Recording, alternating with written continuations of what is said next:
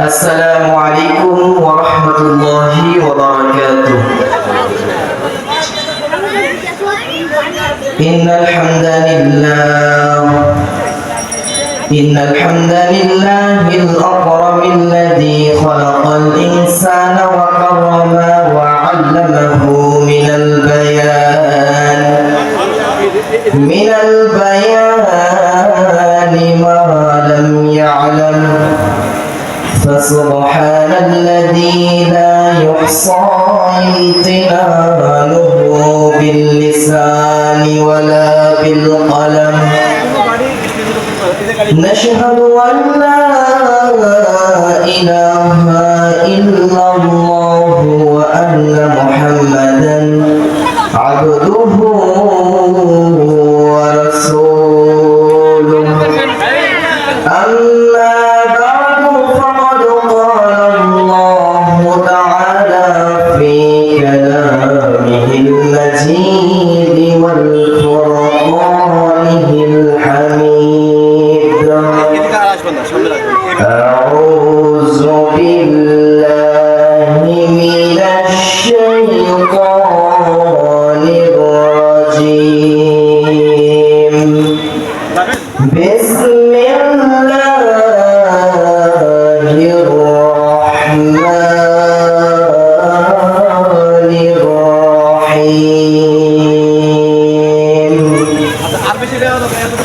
قلنا اهبطوا منها جميعا، فإما يأتينكم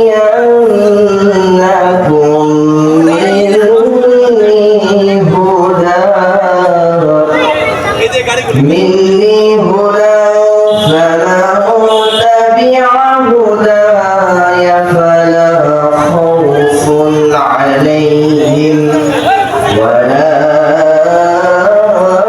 هم يحزنون.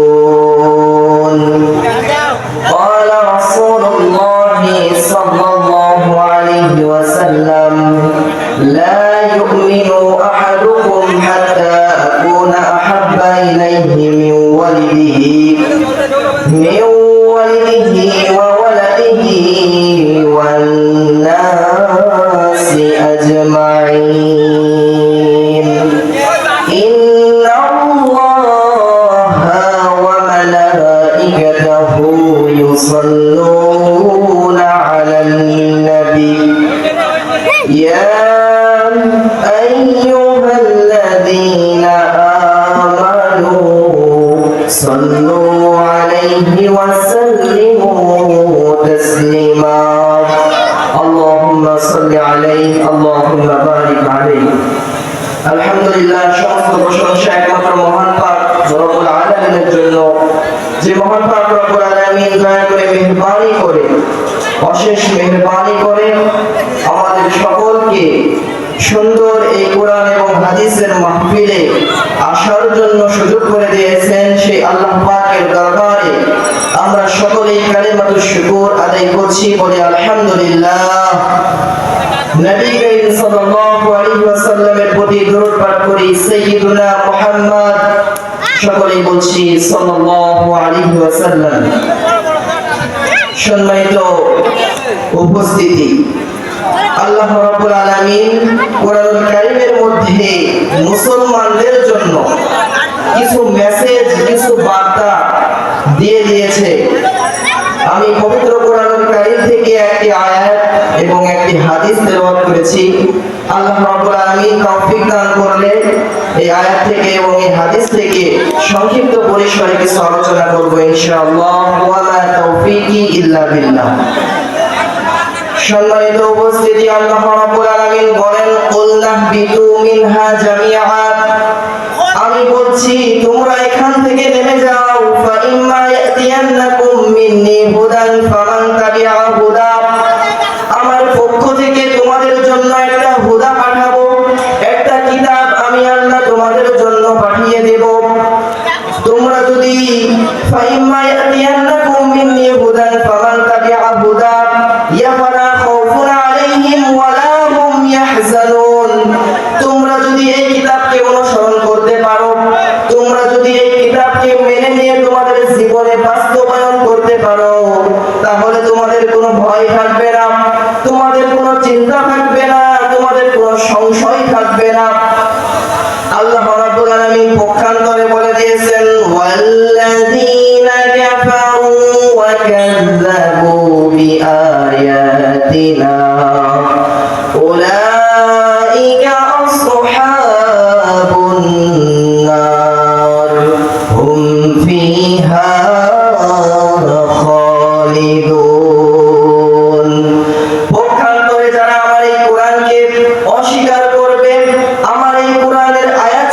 রবকে অস্বীকার করবে তাদের জন্য রয়েছে জাহান্নাম।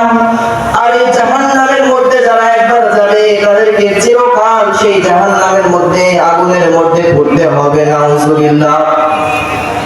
সম্মানিত উপস্থিতি, একটা উদাহরণ যদি আপনাদের সামনে পেশ করা হয়, একটা উদাহরণ যদি আপনাদের সামনে আমি দিই, আপনারা এই আয়াতের মর্ম বুঝতে পারবেন।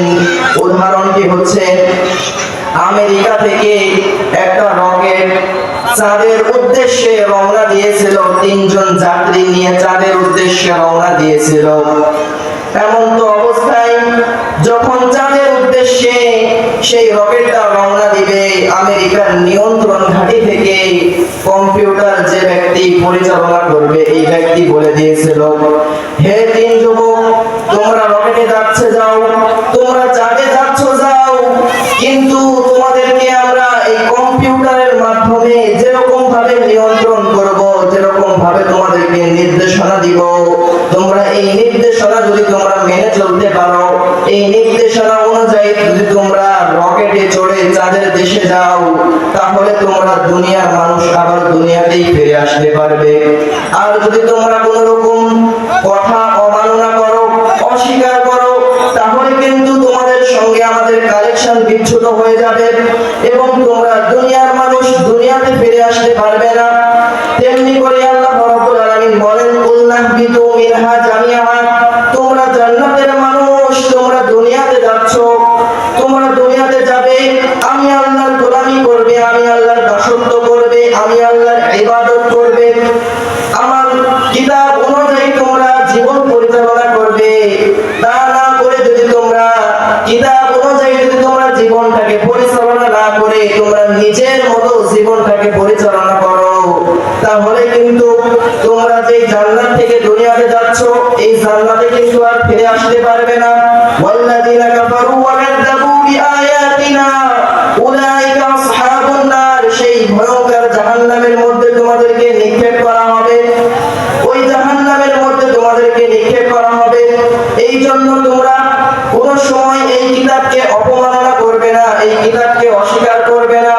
আমি আল্লাহর দেওয়া কিতাবকে তোমরা সব সময় জীবনে মেনে নিবে এবং নিজের জীবনটাকে এই কিতাব দিয়ে সাজানোর চেষ্টা করবে, তাহলে তোমরা জান্নাতের মানুষ আবারও জান্নাতেই ফিরে আসতে পারবে। বলুন সুবহানাল্লাহ। আমাদেরকে জান্নাতে ফিরে যেতে হবে, আমাদেরকে রাসূলের আদর্শ মেনে চলতে হবে, রাসূলের সুন্নাহগুলো মেনে চলতে হবে, তাহলেই কিন্তু আমরা সেই পবিত্র জান্নাত পেয়ে যাব। আল্লাহর রাসূল জনাবে মুহাম্মদুর রাসূলুল্লাহ সাল্লাল্লাহু আলাইহি ওয়াসাল্লাম হাদিসের মধ্যে ইরশাদ করেন, লা ইউমিনু আহাদুকুম হাত্তা আকুনা আহাব্বা ইলাইহি মিন ওয়ালিদিহি ওয়া ওয়ালাদিহি ওয়ান নাসি আজমাইন।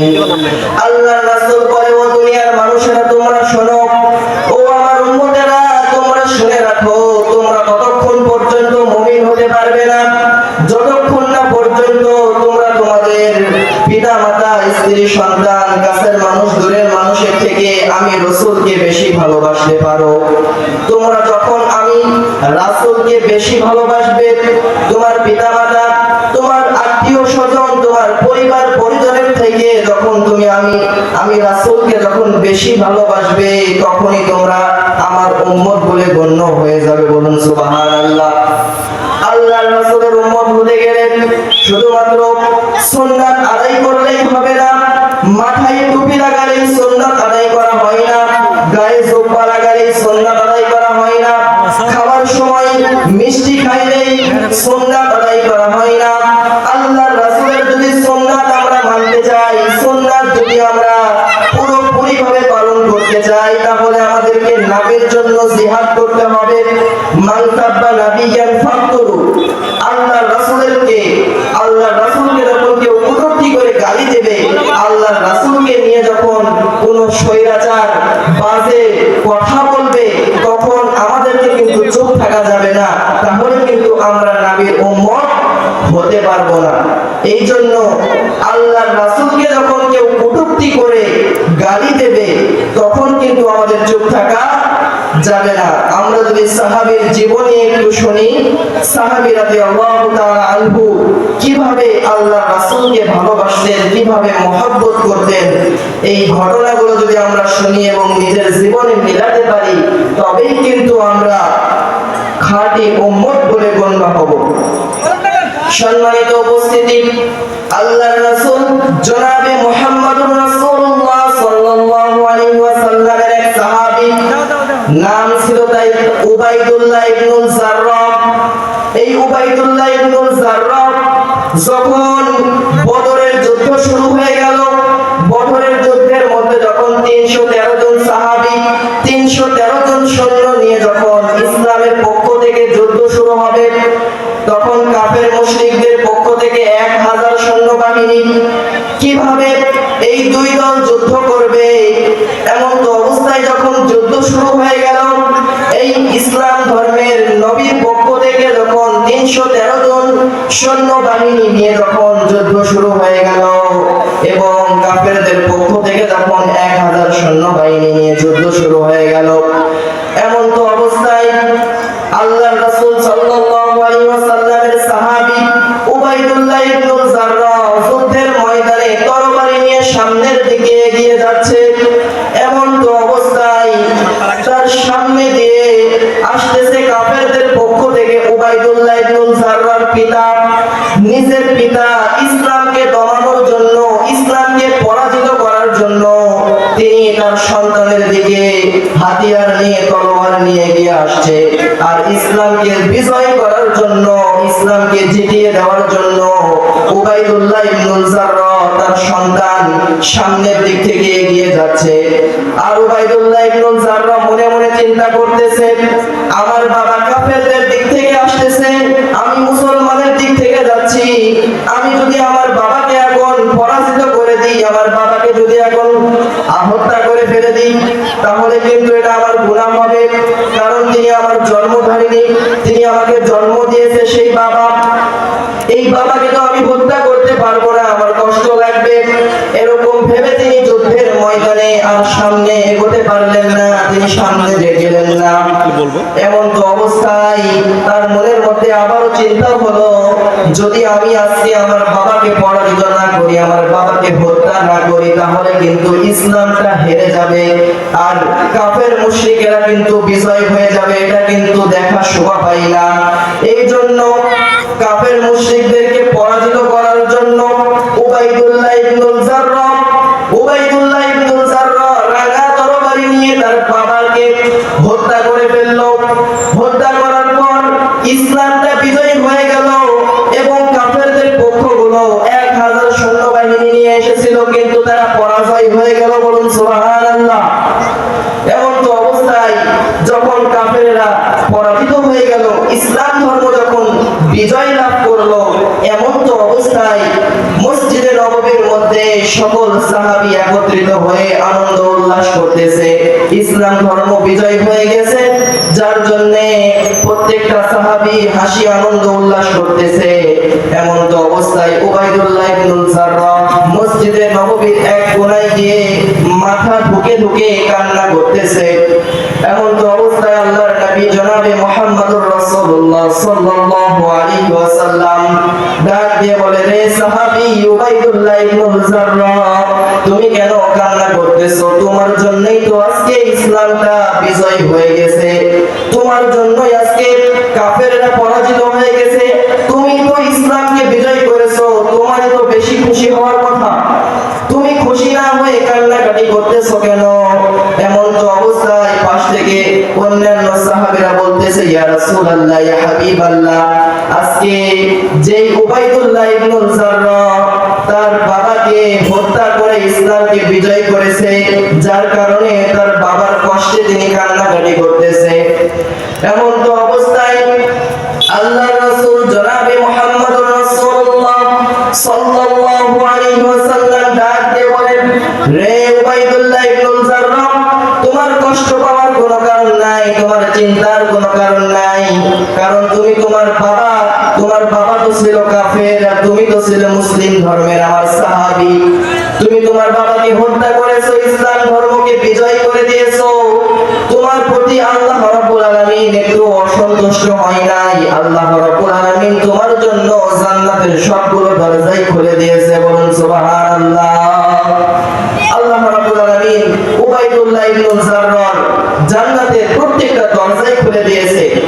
এই জন্য ইসলামকে বিজয় করতে গেলে আমাদের পিতা মাতা স্ত্রী সন্তান সব চলে যাবে, কিন্তু ইসলামের বিজয় আমাদেরকে করতেই হবে। আল্লাহর রাসূলকে আমাদেরকে ভালোবাসতেই হবে।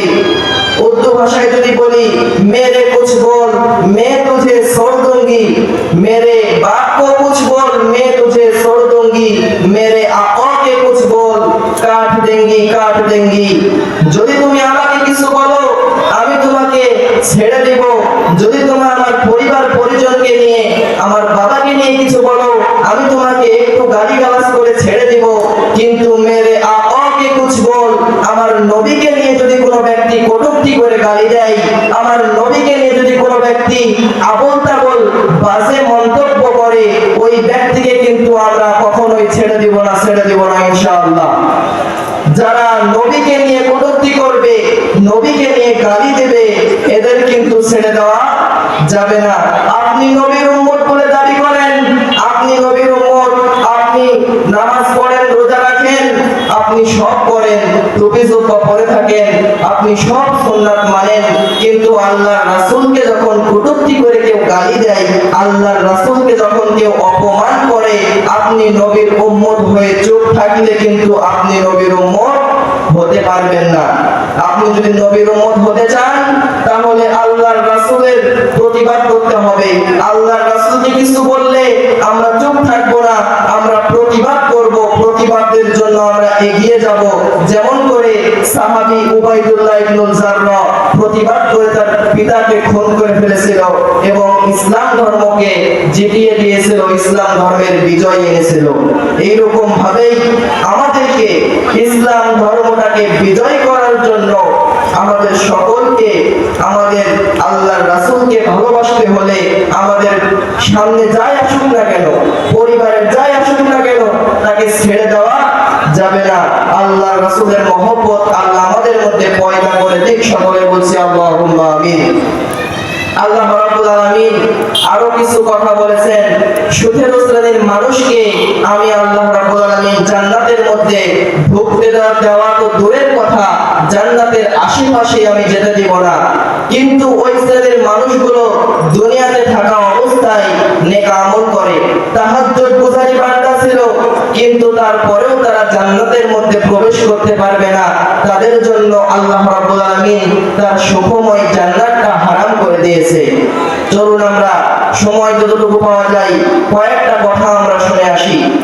এক নম্বর, যে ব্যক্তি আমল করে, যে ব্যক্তি প্রত্যেকটা বিষয় ফলো করে চলে, কোরআনের প্রত্যেকটা হুকুম আইন কানুন মেনে চলে, কিন্তু তিনি হারাম যদি খায়, হারাম যদি ভক্ষণ করে, হারাম যদি উপার্জন করে খায়, ওই ব্যক্তি কিন্তু জান্নাতের মধ্যে প্রবেশ করতে পারবে না।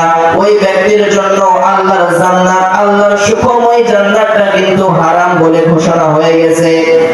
এই জন্য প্রশ্ন আসতে পারে, এত নেক আমল করার পরেও কেন আল্লাহর জান্নাত হারাম হয়ে যাবে? আপনি যতই নেক আমল করুন না কেন, আপনি যদি হারাম খান, আপনার শরীরের মধ্যে নাপাক রক্ত ঢুকে যাবে। আপনার শরীরের মধ্যে যে রক্তগুলো চলাচল করবে, এই রক্তগুলো কিন্তু হারাম রক্ত, নাপাক রক্ত। আর আপনার শরীর যদি নাপাক হয়ে যায়, আর আল্লাহ রাব্বুল আলামিন কিন্তু আপনাকে জান্নাতের মধ্যে স্থান করে দিবে না। তার কারণ হলো আল্লাহর জান্নাতটা কিন্তু পবিত্র জান্নাত। আল্লাহর জান্নাত হচ্ছে রহমত বরকত দিয়ে ভরপুর।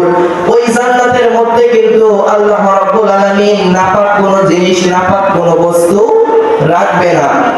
তাহলে আমরা কখনোই হারাম খাবো না, হারামটা আমাদেরকে ছেড়ে দিতে হবে। একটা সাহাবীর ঘটনা, আল্লাহর নবী জনাবে মুহাম্মদুর রাসূলুল্লাহ সাল্লাল্লাহু আলাইহি ওয়াসাল্লামের জামানায় একটা নগরী ছিল, সেই নগরীটির নাম ছিল কুফা নগরী। এই কুফা নগরীতে কিছু কাফের মুশরিকরা বাস করত।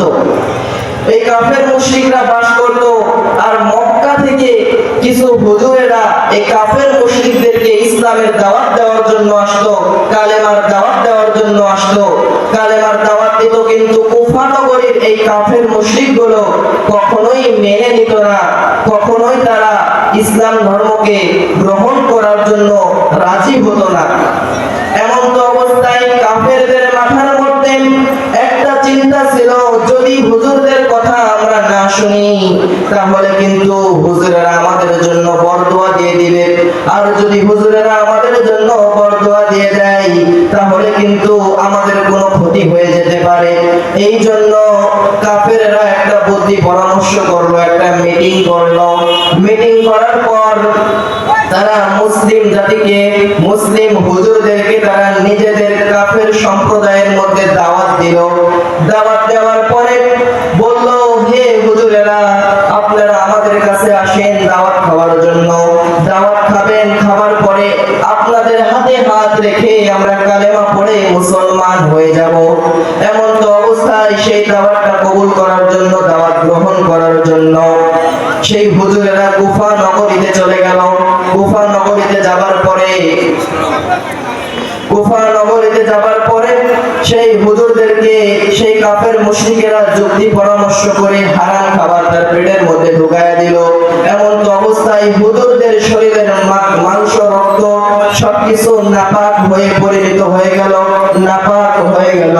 এমন তো অবস্থায় আল্লাহর রাসূল সাল্লাল্লাহু আলাইহি সাল্লামের যে সাহাবীগুলো ছিল, এরা আল্লাহর কাছে দোয়া করতেছে, ইয়া রাব্বুল আলামিন, আমাদেরকে কাফেররা মারধর করতেছে, কারো হাত কেটে নিয়েছে, কারো পা কেটে নিয়েছে, কারো চোখ কানা করে দিয়েছে, কারো কান কেটে নিয়েছে। এমন তো অবস্থায় সেই সাহাবীগুলো আল্লাহর কাছে দোয়া করতেছে, ইয়া রাব্বুল আলামিন, আমাদেরকে কাফেরদের হাত থেকে বাঁচাও, কাফেরদের হাত থেকে বাঁচাও, তা না হলে কিন্তু কাফেররা আজকে আমাদেরকে মেরে ফেলতে পারে। এমন তো অবস্থায় জিবরাইল আলাইহিস সালাতু ওয়াস সালামকে আল্লাহ রাব্বুল আলামিন পাঠিয়ে দিল।